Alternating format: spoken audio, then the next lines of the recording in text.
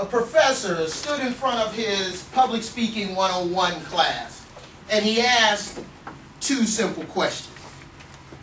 The first question was, if you had a chance to listen to a speaker, a presenter present, what type of speaker would you prefer to listen to?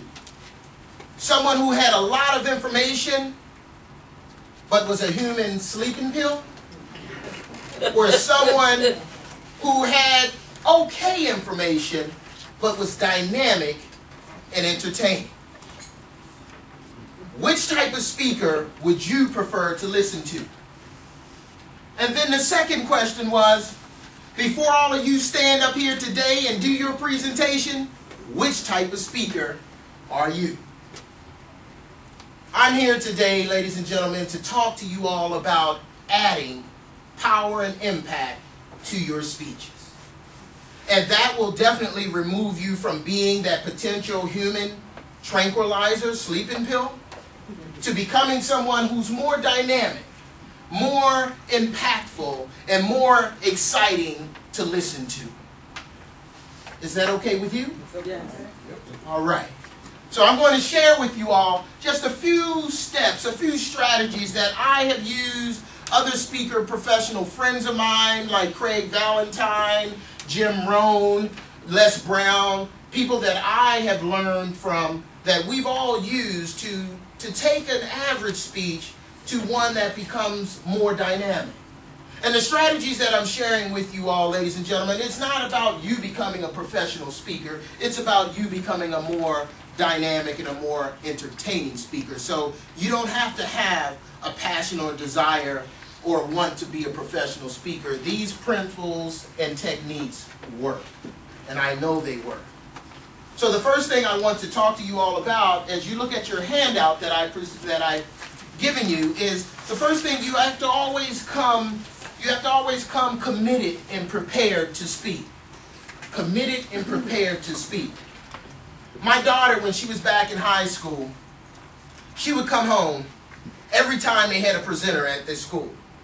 And how many of you have heard of the program DARE? All right.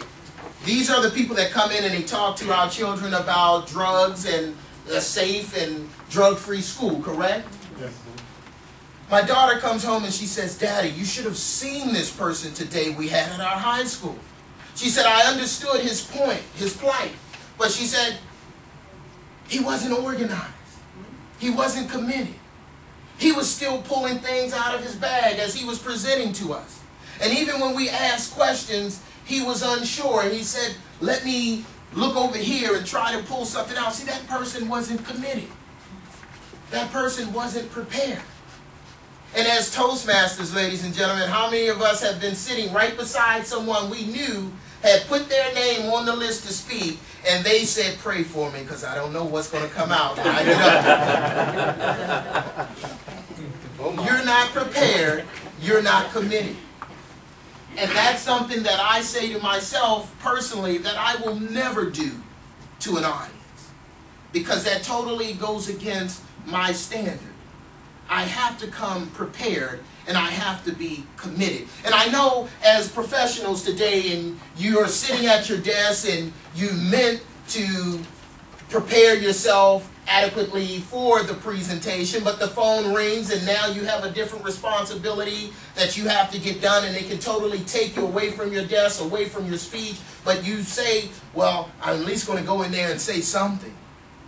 If you're not prepared, then don't do it. Because not only do you do a disservice to yourself, but you do a disservice to your audience participant. And believe it or not, it's not about you. It's always about the audience. So make it your standard to be prepared and committed.